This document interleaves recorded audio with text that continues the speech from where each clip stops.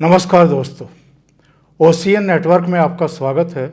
मैं हूं ओमकार चौधरी और आप फ्रेम में देख रहे हैं मेरे साथ दो सीनियर जर्नलिस्ट जिनकी अपनी एक पहचान है। मुझे कोई लंबा चौड़ा परिचय देने की ज़रूरत नहीं। अनुपम मिश्रा जी और धीरेन्द्र पंडित जी, बहुत स्वागत है आप दोनों का। अनुपम जी, आपके पास आता हूं, सीधे हम सवालों पर ही आएंगे। हम जानते हैं कि अंतर्राष्ट्रीय स्तर पर इस समय क्या चल रहा है, भारत के सामने किस तरह की चुनौतियां पेश की जा रही हैं। चूँकि भारत 2014 के बाद से लगातार एक सही दिशा में बढ़ रहा है और बड़े बदलाव देखने को हमें मिल रहे हैं। 2014 के पहले का एरा और 2014 के बाद का 2025 तक का एरा, सोच में, अप्रोच में, नीतियों में, सिद्धांत में और सेना के मोर्चे पर ले लो, आर्थिक मोर्चे पर ले लो, आप जो दूसरे हमारे आयाम हैं उन पर देख लो, इंफ्रास्ट्रक्चर के स्तर पर जो लोगों के जीवन में एक बदलाव आ रहा है वो, और जो 11th से 4th लार्जेस्ट इकोनॉमी हम बने हैं और 3rd लार्जेस्ट इकोनॉमी की तरफ बढ़ रहे हैं, वो अगर देखें तो उससे बहुतों को एक्चुअल में बेचैनी है। कोशिश तो की गई थी कि 2024 में ही मोदी को सत्ता से बाहर कर दिया जाए, लेकिन 2024 में भी नहीं रोक पाए। 2024 के बाद अगर हम देखें तो 5 राज्यों के चुनाव हुए हैं, जिनमें से 3 भारतीय जनता पार्टी ने जीत लिए, उनके अपने चीफ मिनिस्टर बन गए और तीनों ही बहुत चुनौतीपूर्ण राज्य थे, हरियाणा, महाराष्ट्र और दिल्ली। अब बिहार है और बिहार के बाद भी लड़ाई है। बिहार के मोर्चे पर जो सर्वे आए हैं, ओपिनियन आए हैं, जो ज़मीन से रिपोर्ट्स आ रही हैं और जो टर्नआउट हुआ है पहले चरण में, सारे संकेत इस तरफ हैं कि मोदी एक और किला जीतने वाले हैं। ऑलरेडी बिहार उनके पास, उनके सहयोगी दलों के पास था, नीतीश वहाँ मुख्यमंत्री थे। अगर बिहार भी मोदी जीत जाते हैं तो ये जो अंतर्राष्ट्रीय स्तर पर बेचैनी है उनको लेकर के, उनकी लीडरशिप को लेकर के, और देश के भीतर भी राहुल गांधी से लेकर के तमाम दूसरे लोग जिन खुरापातों में और प्रयासों में लगे रहते हैं, साजिशों में लगे रहते हैं, बिहार में अगर वही रिजल्ट आता है, जीत होती है, तो इसके बाद का सिनेरियो आप क्या देख रहे हैं? ख़ास तौर से बंगाल में भी चुनाव इसके कुछ ही महीने बाद होने वाले हैं। देखिए ओंकार सर, बिहार के तुरंत बाद बंगाल की चुनौती है और असम की चुनौती है। दो चुनौतियां हैं। उसके अगले साल आपने देखा है कि उत्तर प्रदेश का चुनाव है, और मैं हमेशा कहता हूं कि दिल्ली का रास्ता लखनऊ होके जाता है। इसलिए मैं बिहार को पहली बार एक सेमीफाइनल मान रहा हूं उत्तर प्रदेश का। अखिलेश यादव पूरी ताकत से बिहार में लगे हैं, क्योंकि उनको मालूम है कि अगर 14% यादव और 18% मुसलमान मिलके भी माई कॉम्बिनेशन नहीं जीतता, तो उत्तर प्रदेश में 6%, 7% यादव और 17% मुसलमान कैसे जीतेगा। तो इसके चलते वो पूरी ताकत उन्होंने बिहार में लगा रखी है। सभी तरफ से लोग आए हैं, आपने देखा हर प्रदेश से आदमी आया, सिर्फ ममता नहीं आई, और यह ममता का कोई आदमी नहीं आया। और इसका कारण ये बताया जाता है कि ममता का रोल वहाँ पे प्रशांत किशोर निभा रहे हैं। प्रशांत किशोर से पूछा जाता है कि बिहार के बाद क्या, तो कहते हैं यूपी, जबकि बिहार और यूपी के चुनाव में 1.5 साल का अंतर है। वो कभी नहीं कहते हैं बिहार के बाद वेस्ट बंगाल। उनको बिहार के बाद योगी को हटाना है, उन्हें वेस्ट बंगाल नहीं जाना है। और इसीलिए देखिए अब ममता की तरफ से कोई आया भी नहीं। और मेरा अपना मानना है कि वेस्ट बंगाल अपने आप में फाइनल फ्रंटियर माना जाता है, क्योंकि भारतीय जनता पार्टी बार बार कोशिश करके भी ये खिला भेद नहीं पा रही है।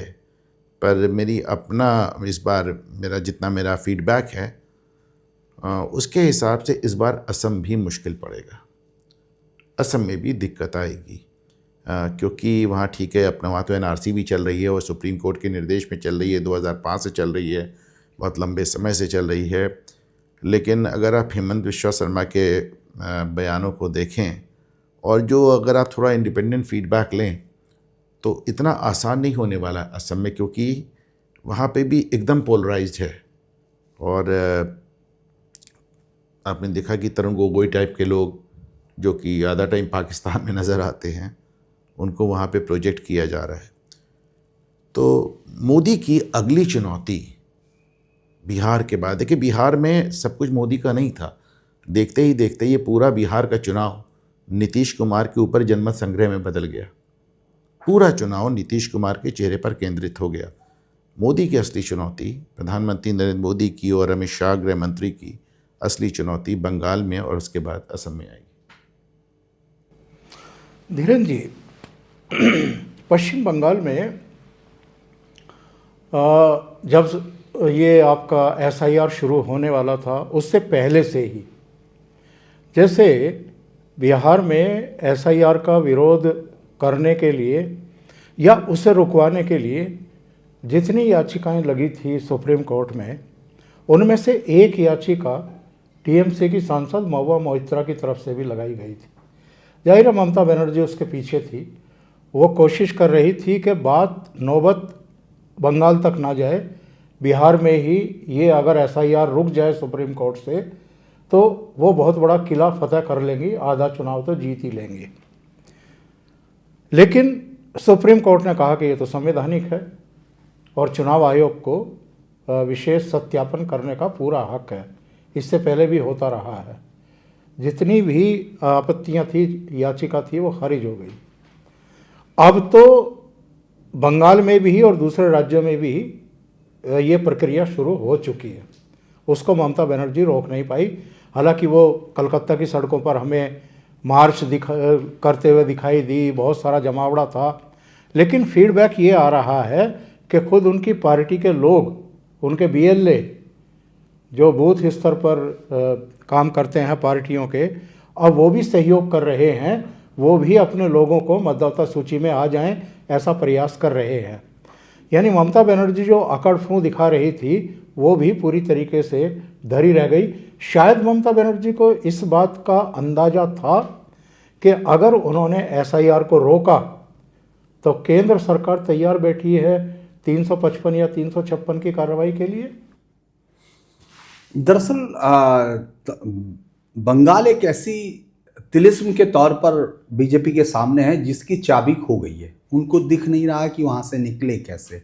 लेकिन ममता बनर्जी मुझे लगता है कि ज़्यादा ग्राउंड बीजेपी के लीडरशिप से ज़्यादा भाप पा रही, क्योंकि आप देखिए बीजेपी वहाँ जितने लोगों को लाई थी वो सब वापस चले गए थे, क्योंकि डर, मजबूरी, उनका सिस्टम, सिर्फ शुभेंदु वहाँ डटे हुए। शुभेंदु को लेकर अलग अलग चीज़ें हो सकती हैं, लेकिन ममता बनर्जी तैयारी पूरी कर रही हैं। अगर आप देखेंगे, आपको याद होगा कि ममता बनर्जी के जो कुछ 2 जिलों में बीएलओस ने क्या किया कि अपने वो शेयर किए जो निर्वाचन अधिकार, और उसमें बहुत सारे नाम जोड़ दिए गए, अपने वो उसके साथ पासवर्ड शेयर किए गए, उस पर उनको बुलाया गया। बाकायदा निर्वाचन आयोग ने उसको बहुत सख्ती से लिया। पिछले महीने की आपको याद होगा वो घटना है। और चीफ सेक्रेटरी को बुलाया गया क्योंकि उनके खिलाफ एक्शन नहीं ले रही थी। वो क्या कर रही है कि एक एक एसआईआर में जितने भी क्लोज होंगे वो एक एक क्लोज पर सुप्रीम कोर्ट आकर लड़ेगी।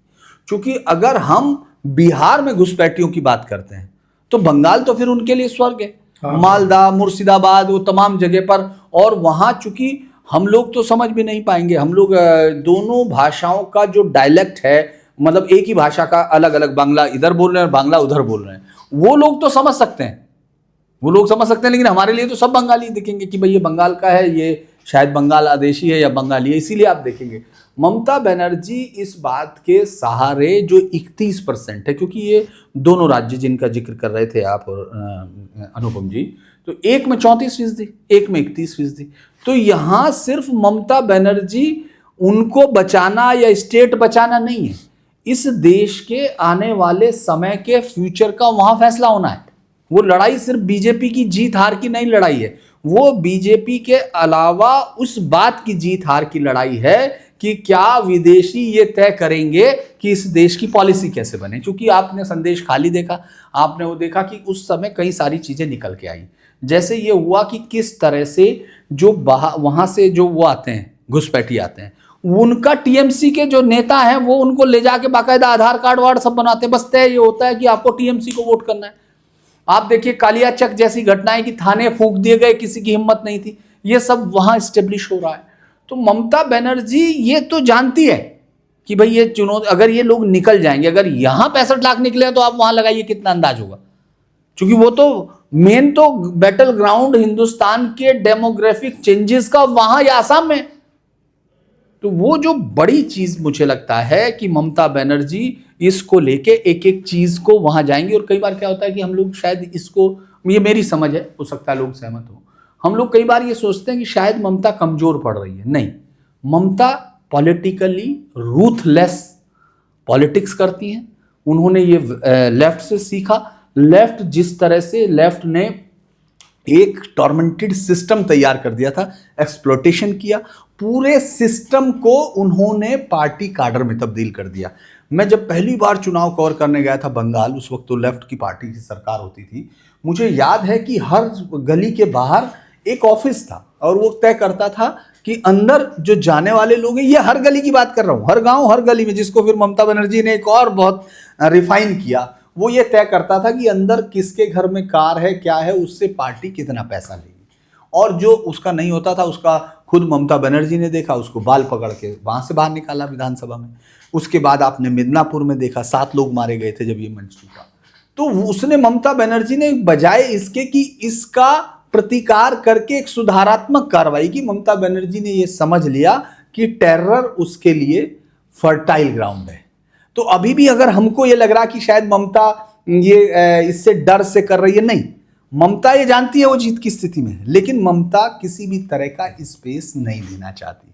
आप देखेंगे वो कांग्रेस को भी नहीं आने देती, वो वहां उसको भी नहीं आने। सेम ग्राउंड पे मैं ये मानता हूं महुआ मोइत्रा को आगे किया गया, सेम ग्राउंड पे आप देखेंगे ममता बनर्जी एक भी स्पेस देने की कोशिश नहीं करेगी। और वहां 65 लाख है तो वहां 1.5 से 2 करोड़ वोटर घुसपैठिए होंगे, 100% होंगे, फर्जी वोट होंगी। लेकिन एसआईआर के एक एक कदम के लिए लड़ना पड़ेगा।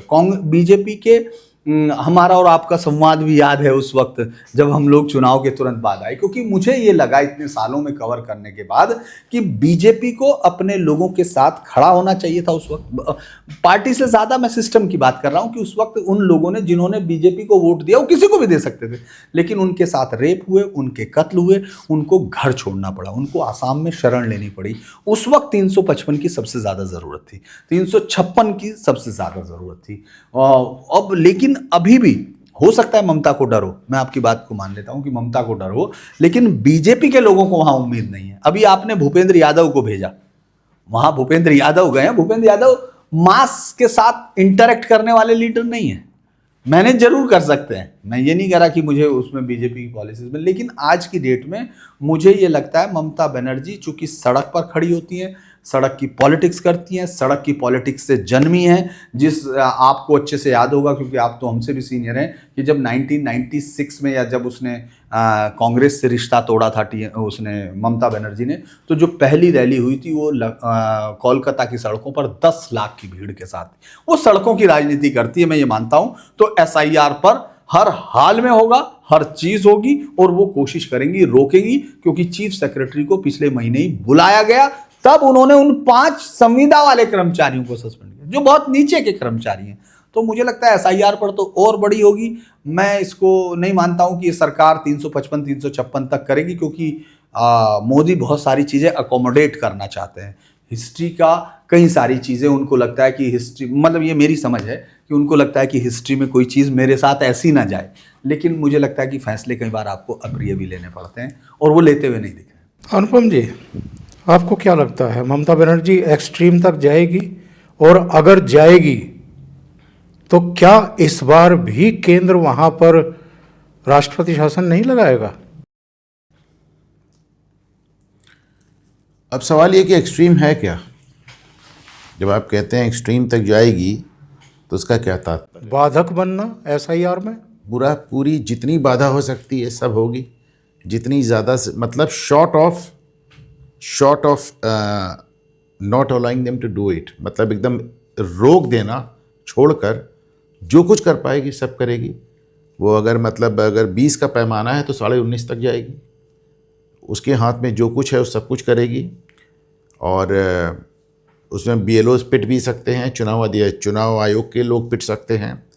मैं याद दिला दूँ, CBI के अधिकारियों को अरेस्ट कर चुकी है, ED के अधिकारियों पे पत्थरबाजी करा चुकी है, BSF को गालियां दे चुकी है, आर्मी वालों से पंगे ले चुकी है, और प्रधानमंत्री की विजिट का बहिष्कार कर चुकी है।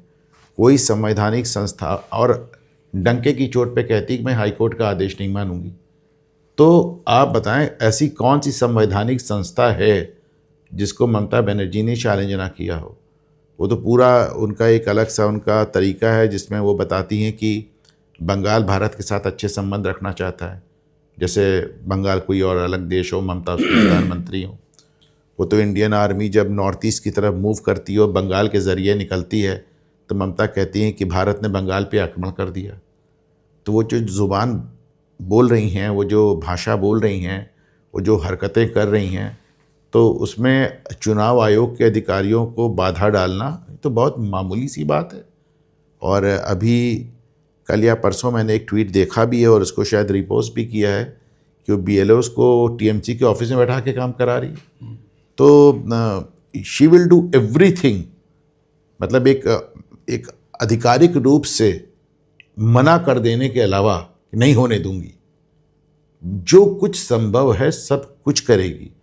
लेकिन ये उनको मालूम है, और जैसा मैं हमेशा कहता आ रहा हूँ कि चलिए एक बार के लिए मान भी लिया जाए कि मोदी सरकार ममता बनर्जी के मुद्दे पर बैकआउट कर जाती है।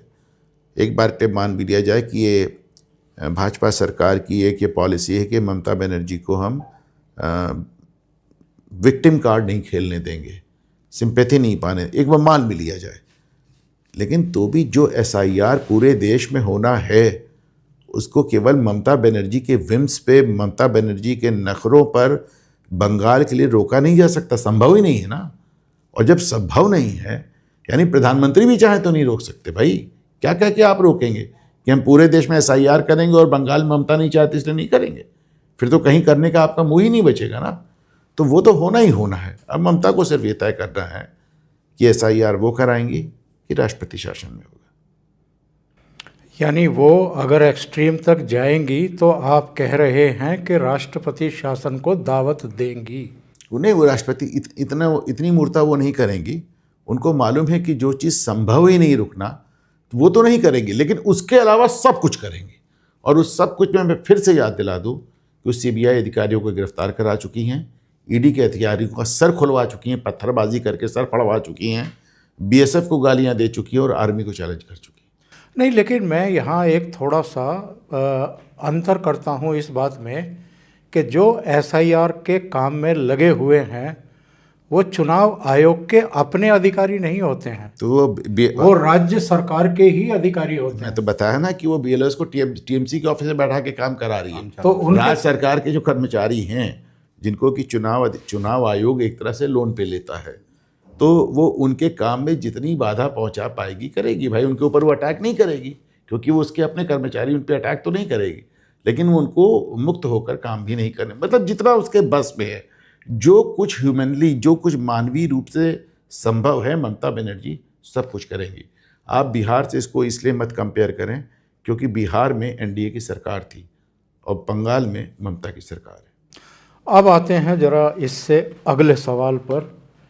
वो ये धीरेन्द्र जी, बिहार का नतीजा अगर वही आता है जो इस समय जेरे बहस है, चर्चा के बीच में है, कि साहब संकेत ये मिल रहे हैं कि सरकार फिर नीतीश की आ रही है या NDA या नरेंद्र मोदी की ही आ रही है, इन्हीं को जनादेश मिल रहा है, तो क्या राहुल गांधी खामोश बैठेंगे या लालू यादव का कुनबा खामोश बैठेगा?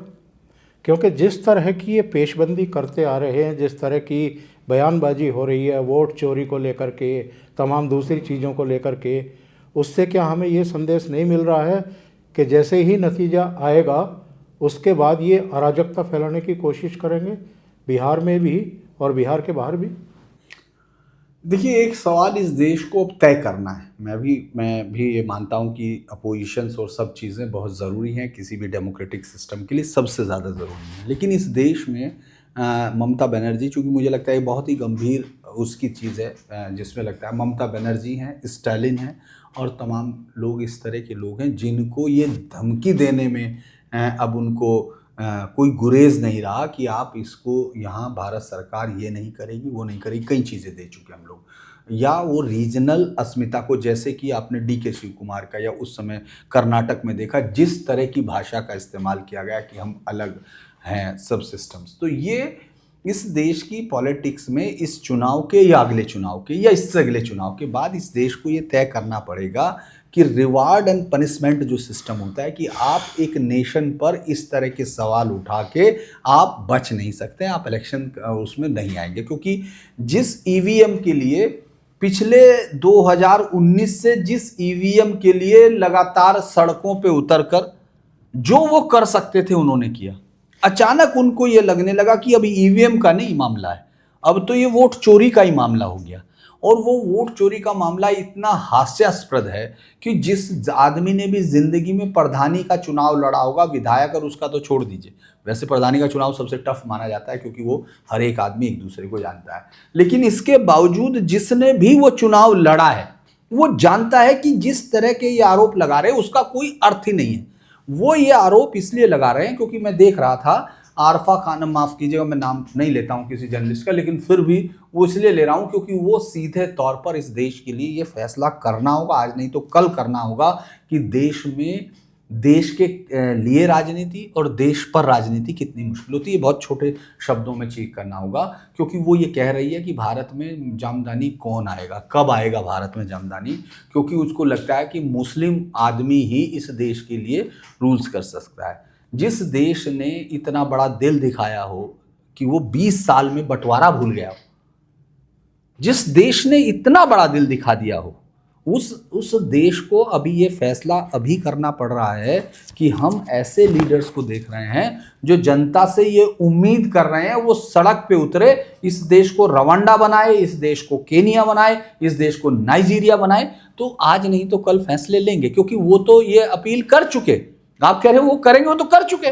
वो तो जब ये कह रहे हैं कि महाराष्ट्र का नतीजा चुराया हमारा, जब वो ये कह रहे हैं कि हमारा ये हरियाणा चुरा लिया, तो वो सीधे तौर पर पूरे देश की क्षमता को, और चूंकि सुप्रीम कोर्ट आपको एक एक चीज, भाई सुप्रीम कोर्ट पर आप यकीन रखिए तो आप देखेंगे जिस तरफ हमारी पॉलिटिक्स बढ़ रही है, मुझे पूरा यकीन है, और ये बात मैं लगभग 10-15 साल से मतलब हमेशा लिखता भी रहा हूं कि एक दिन वो आने वाला है जिस दिन ये कहेंगे कि हम इस पर यकीन नहीं करते, कोर्ट पर नहीं करते, हम इस पर नहीं करते, तो फिर आप किस पे करते हैं? क्योंकि आपके मुंह से जो निकल गया वही करेंगे।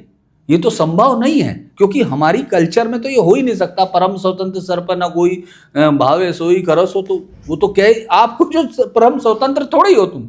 वो जिस तरह का बिहेव कर रही है कांग्रेस, खासतौर से तेजस्वी या राहुल, आप ये देखेंगे वो आगे की लड़ाई कर रहे हैं क्योंकि वो हार चुके हैं, ये बात तो तय कर लेते हैं।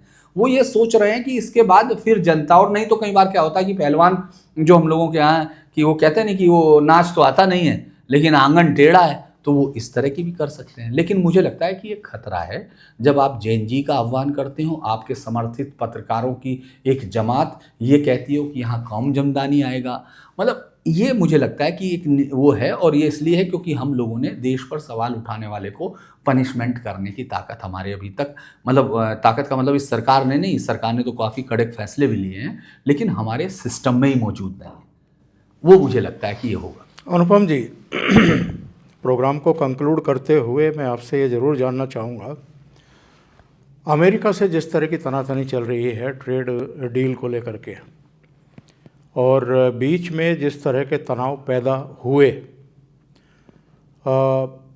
डोनाल्ड ट्रंप अभी तो गुड़गुड़ी बातें कर रहे हैं और कह रहे हैं कि बहुत जल्दी भारत से डील हो जाएगी, लेकिन एक समय ऐसा भी आ गया था जब डोनाल्ड ट्रंप ने कहा था कि डेड इकोनॉमी है और तमाम तरह की बातें, सीज फायर को लेकर के बयानबाजी,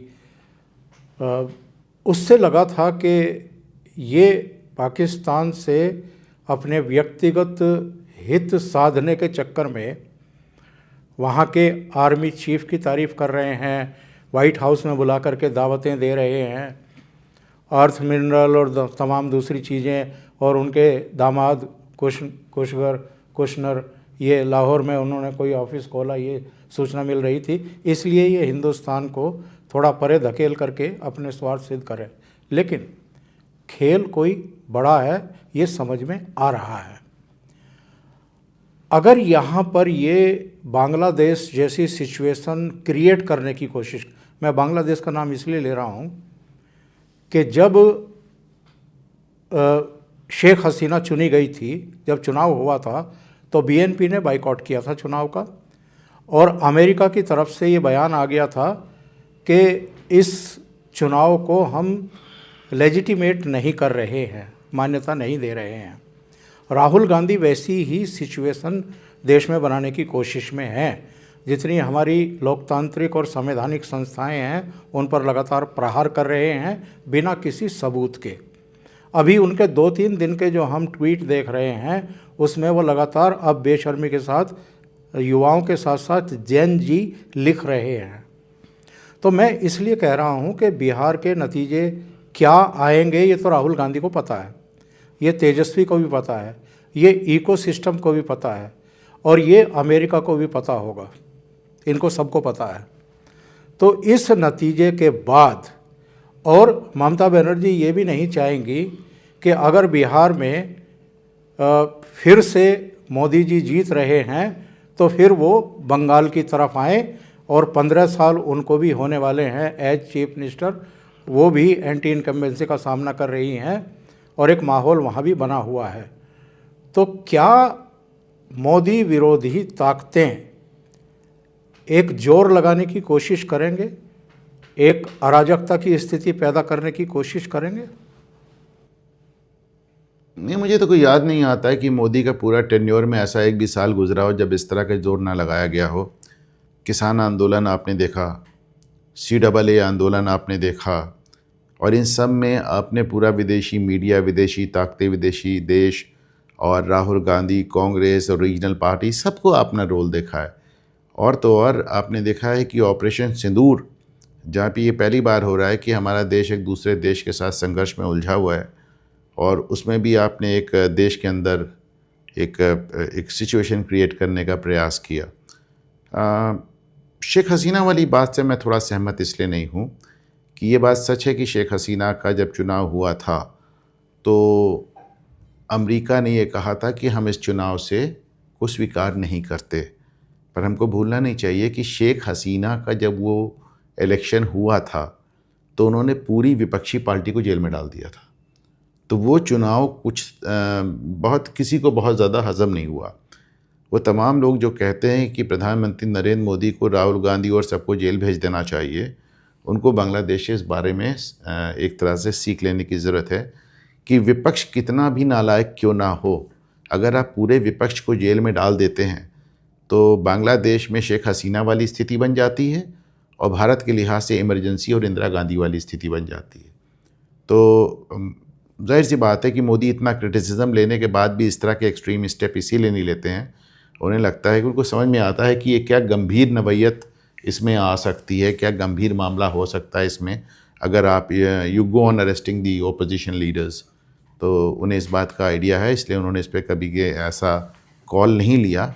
तो फिर मैं कह रहा हूँ कि आपने किसान आंदोलन और CAA आंदोलन, ऑपरेशन सिंदूर और भी तमाम छोटे छोटे मौके आए हैं जब आपने अपनी पूरी जिसे कहना चाहिए ताकत आजमा ली, सब कुछ कर लिया। अग्निवीर वाली योजना आप देख लें, और जब केजरीवाल जब तक मुख्यमंत्री थे तब तक आपने उनके तमाशे देख लिए।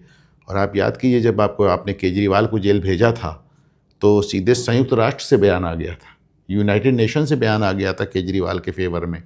तो ये एक दुर्भाग्य है कि आप पूरी दुनिया को नज़रअंदाज नहीं कर सकते, लेकिन ये भी सच है कि अगर कर भी देते हैं तो वी आर नो बांग्लादेश। हम बांग्लादेश नहीं हैं, हम पाकिस्तान नहीं हैं, हम नेपाल नहीं हैं, हम चीन तक नहीं हैं। तो साहब हम बहुत एक अलग किस्म का देश है, और यहाँ पर किसी एक भाई जो 80 साल से आपको क्या लग रहा है कि आज कर रहे हैं, वो तो 80 साल से CIA हमारे उसमें, इंदिरा गांधी तो विदेशी हाथ उनका सबसे फेवरेट जुमला ही था। लेकिन मुझे नहीं लगता है कि एक लिमिट के आगे कोई भी देश या कोई भी देशों का समूह या कोई भी मीडिया ताकत भारत में अस्थिरता पैदा कर सकती। कुल मिलाकर के हम ये कह सकते हैं इस चर्चा के बाद और दोनों विद्वानों के विचार जानने के बाद कि ऐसा नहीं है कि 2014 के बाद से प्रधानमंत्री नरेंद्र मोदी की राह में कांटे ना बोए गए हों, या उनकी परीक्षाएं ना ली गई हों, या उन्होंने जब जब अलग अलग क्षेत्रों में सुधार के लिए कड़े स्टेप लिए हैं तब उनको बदनाम करने की कोशिश ना की गई हो। पार्लियामेंट को बाधित करने से लेकर के और पार्लियामेंट के बाहर भी तमाशे ना किए गए हों। यहाँ तक कि CAA के मौके पर शाहीन बाग और दिल्ली दंगे से लेकर के तमाम आगजनी और दूसरी चीज़ें करने की कोशिश की गई थी, लेकिन उन्होंने उसको बहुत समझदारी के साथ टैकल भी किया है। और इस बार कम से कम मैं व्यक्तिगत तौर पर ये कह सकता हूँ कि ये लोग शांति से बिहार के नतीजे को नहीं पचाएंगे, कुछ ना कुछ उद्दंडता, अराजकता पैदा करने की कोशिश करेंगे। लेकिन ये एक उम्मीद भी है कि चूँकि नेतृत्व मोदी जी के हाथ में है और एक गृह मंत्री के तौर पर एक प्रामाणिक नेतृत्व अमित शाह का, डिफेंस मिनिस्टर के तौर पर हमारे राजनाथ सिंह का, और विदेश मंत्री के तौर पर हमने पहलगाम के बाद भी देखा था कि हमारे विदेश मंत्री ने कितने देशों के साथ टॉक्स की थी, बातचीत की थी, उनको विश्वास में लिया था। खुद प्रधानमंत्री ने भी बहुत सारे राष्ट्र प्रमुखों को विश्वास में लिया था। तो बहुत कुशलता के साथ, बहुत समझदारी के साथ ये फैसले लेते हैं।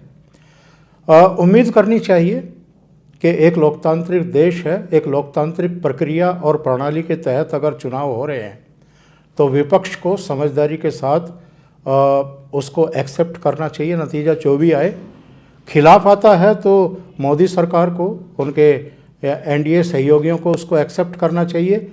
अगर ये लोग जीतते हैं तो विपक्ष को उसे स्वीकार करना चाहिए, और आगे के लिए जो लड़ाइयाँ हैं वो चाहे बंगाल की है, असम की है, केरल की है, तमिलनाडु पुडुचेरी की है, और 2027 में 7 राज्य हैं, उनकी तैयारी करनी चाहिए। यही उम्मीद है और इसी उम्मीद के साथ हम इस प्रोग्राम को समाप्त करेंगे। लेकिन उससे पहले मैं एक निवेदन करना चाहता हूं आप लोगों से, अगर आपको ये चैनल अच्छा लगता है, चर्चाएं अच्छी लगती हैं, लाइक करना ना भूलें और कमेंट ज़रूर करें, बताएं चर्चा कैसी लगी। इसके अलावा जो वीडियो है उसको शेयर करें अपने मित्रों के साथ।